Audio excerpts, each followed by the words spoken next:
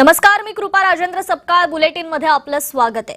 शिवसेना पक्ष आणि चिन्ह सुनावणी अंतिम टप्प्यात येऊन पोहोचलेली आहे। थोड्याच वेळात आता सुनावणीला सुरुवात होणार आहे।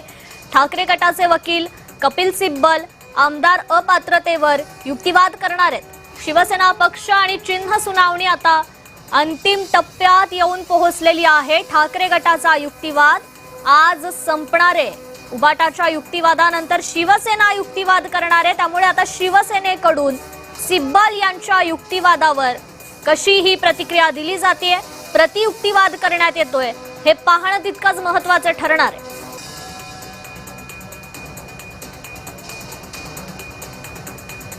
माझ्या पक्षाचा लेजिस्लेटिव्ह गट म्हणजे विधिमंडळातला गट विकत घेईल आणि सत्तेत सामील करून घेईल।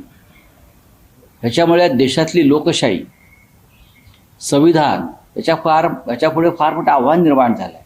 म्हणजे पक्ष विकत घेण्याची प्रक्रिया ज्या लोकशाहीत सुरू होते, या प्रक्रियेवर त्यांनी बोट ठेवलं आणि मला असं वाटतं न्यायालय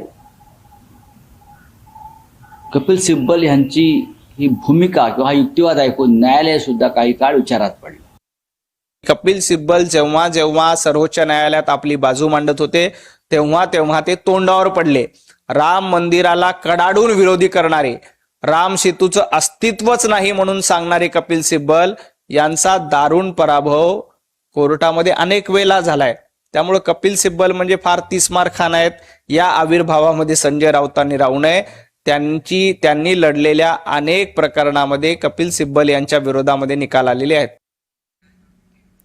इस्टेट एजंट भावेश कावरेकडून वादग्रस्त व्हिडिओ डिलीट करण्यात आलाय। मांसाहारी असाल तर ताडदेव